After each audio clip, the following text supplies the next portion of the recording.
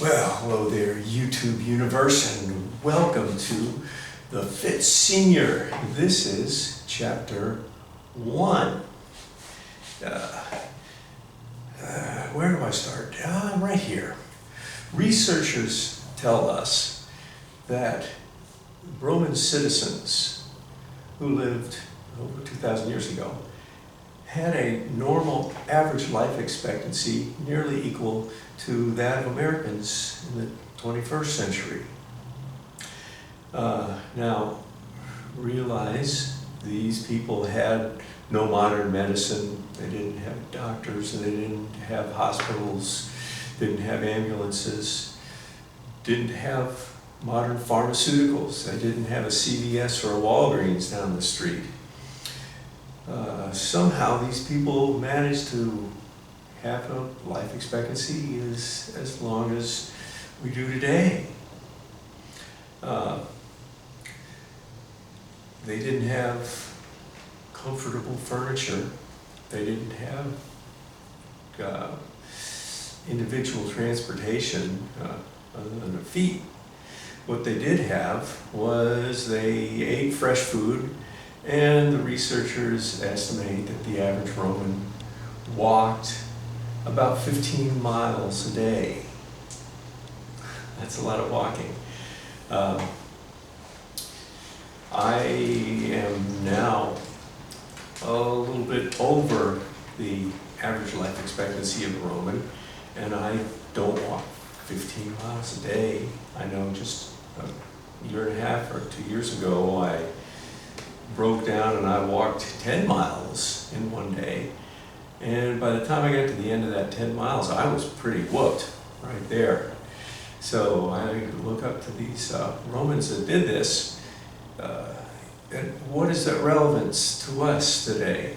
Well, it's relevant because the average life expectancy in America today is actually declining. We are dying sooner than our parents that went before us on average. Of course, there's lots of reasons to that, but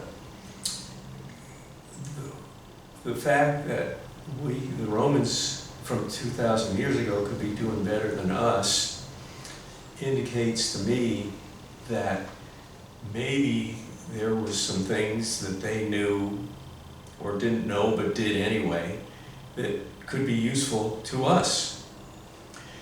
Now let me state right here that this is not an infomercial.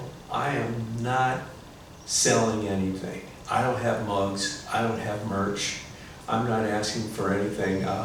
If you want to subscribe to my channel, that would be very nice. It doesn't cost anything. And I'd love to get some more subscribers. But I'm doing this whole thing for a reason. Let me explain here. Recently was my 50th high school reunion. I didn't go. I talked to some people about it. I considered going. I looked into it. I had just recently retired from work. But although I was retired from work, I was pretty busy. And I didn't go. And part of what happened was I had, with the reunion announcements and it coming up, I had been in contact with a number of classmates of mine from school and talked to a bunch of them, made friends on Facebook, and it's kind of sad. People start dying off that you were going to school with. But I got in contact with a lot of people, mainly with Facebook, and befriended people, and we caught up and things like that. And I noticed some strange things. One of the things that caught my attention was a number of these people that I went to high school with had a Facebook page. They didn't have any pictures on it. They had pictures of their cat, or pictures of their dog, or pictures of their grandchildren. picture of their car, picture of their boat, picture of their house or something, but you hardly ever see them. And then the people that did actually put some kind of current pictures up of themselves, let's just say that if you just showed me the picture and didn't tell me who it was, I wouldn't have the slightest idea. One guy, Mark, that I talked to, a classmate of mine, I said, you know, I don't see many people putting pictures up. And he said, he'd been friends with me on Facebook and he'd seen my pictures because I put my pictures on Facebook. And he said, well, you look exactly the same as you did in high school. It says, the rest of us look like hell, so we're not going to put our pictures up. And that started me thinking. Here I was in my mid-60s, or later 60s, later 60s, gotta say it. And everybody recognized me instantly. And other people, if I saw their picture, I wouldn't recognize them from the picture. So it got me thinking about all these things. And philosophically, I had to realize that kind of my underlying principle of my life is I've been living my life trying to beat aging. You can't do that. It's a losing battle. But you can prolong the war a long time. And you can make age take a back seat. And looking back at all of this stuff, that's what got me to the point where at a certain age, like when you get to be 70, you have to say, maybe what I have gone through and experienced, if I relate it to other people, they can get some things out of it that can help them. And my goal is to guide other people, older people like myself, to find a healthier, more fit lifestyle. So instead of being old and crotchety and miserable, you can be old and enjoy life. That's what the idea was, that we do that. You shouldn't have to take pills to do it. And one of the things that I noticed going back to the Roman citizens is that there's a lot of information I have discovered from researching, from my own experiences, from finding out from other people, and really kind of living a life of studying how to live life. There's bad information out there. Some of it is not their fault, but some of it comes from doctors because they get indoctrinated into what is current at the time that they are in their training, and that becomes gospel to them, and they keep spitting out the same stuff, even though eventually the research kind of disproves it. And I'm going to be looking at things like that. But there's several different things that we have to look at. Diet, exercise, and schedules. All of that stuff makes up the lifestyle. And I'm going to be doing some individual videos on those for us to do that. But the main thing that I want to get into in this video is getting started. If you are watching this video, my guess is pretty good chance that there's probably more of you than you want. And the first thing that we're going to do before we get into the exercises and the weights is we're going to look at the most basic stuff to do. And that is that we have to get a change in attitude. You have to have a change in attitude. As we get older, we get lazier. as we get older, our body is gradually flipping the switches on the fuse box, turning everything off a little bit at a time. What we want to do is we want to change that. We want to flip some of those switches back on, and we want to last longer. And how we do that is we have to become active. As we get older, we get sedentary, and that is all just an invitation to all these problems. We're going to be looking at healthy diet. We're going to be looking at getting things done in the right time. And it's going to take some organization. It's going to take a lot of self-discipline for you. Because there's nothing like waking up in the morning, lying there in bed, saying, all right, I got to get up and do 100 push-ups. That'll get you right out of bed real fast. No, we're not starting out with 100 push-ups. We may never get to there. But hopefully we get to where we can do some push-ups. That would be a help right there. But if you lie there in bed and think about exerting yourself, it's tricky. So we have to get to where we don't do that.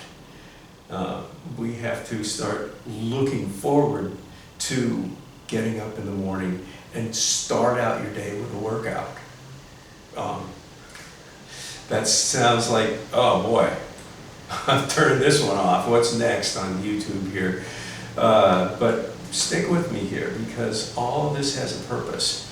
Now, I'm going to guess that most of us watching here are on Medicare, required to be, or have some form of Medicare insurance that Medicare helps cover, have their HMO or something, and got Social Security. A number of you will be on retirement or living off of annuities or investments and things like that.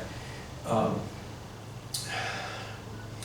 government doesn't really want you to live a long time on Social Security and getting Medicare, because it costs them money. And the more money it costs them, the sooner they have to deal with the problem. So sometimes information that they give us may not be the best information. We've seen recently with the whole COVID thing, and the mask thing, and the vaccine thing, and passports, and air travel, and all this stuff that now is all kind of blowing up in their faces, because so much of that stuff was wrong information, and so many wrong things were told to people, and so many things were done wrong. The population went down. So our goal is to live a long, expensive life and be burdens on our grandchildren. That's what we're going to do. But let me wrap this up, this chapter 1 episode, with this, let's get started. Let's get up off the couch. Let's get out of bed earlier. Let's get up in the morning. And before you drink coffee, before you eat any breakfast, you drink a little water, maybe a little bit of water with a spoon of apple cider vinegar in it. That'll help you to start burning calories. And then walk out the front door and walk up and down the street.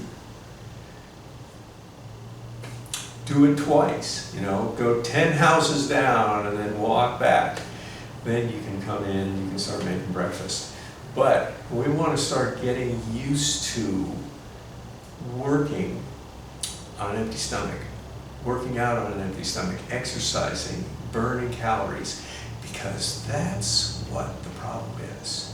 If you've tried dieting and you've tried exercise and it didn't work, that's probably because dieting means what you eat, what you don't eat, when you eat, and most importantly, when you don't eat. Because we just naturally get programmed into sticking stuff in our face. And we have to break that habit. And the best thing you can do if you want to change the way that you appear for the better and to be healthier is we're going to keep our mouths shut. Don't let the food in. Start doing the exercise. Get to where if you haven't worked out, you're going to feel horrible if you eat, because that's where you want to be. I'm not trying to make you anorexic. I'm trying to make us, there is a sweet spot in your schedule that's in the morning when your blood sugar is low, when you're the healthiest, and when you're hungry. And that's the time when you burn, finally, all those calories that have been sitting in your midsection for all these years collecting dust and more fat. But that's what we're going to start with. So, first thing, before you go into all the exercises with the weights and everything, I want you to look at just walking down the street. See if you can do it for 10 minutes. The next day, see if you can do it for 15 minutes. The next day, see if you can do it for 20 minutes. Try to work up to where you can walk an hour before you eat anything. Believe it or not, you won't die of starvation. Far from it. But that's the beginning. So, that's the first assignment you have for the first week, is get up every morning and walk. A little bit longer every day. An extra 5 minutes, an extra 10 minutes, an extra block, something like that. Just walk up and down the street and say, I'm on my way, I'm getting started.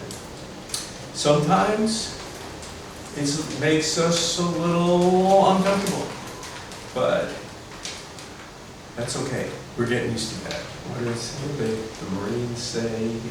Pain is cowardice leaving the body. That's something like that. Anyway, that's a philosophy to look at. But like and subscribe. Look next for chapter 2.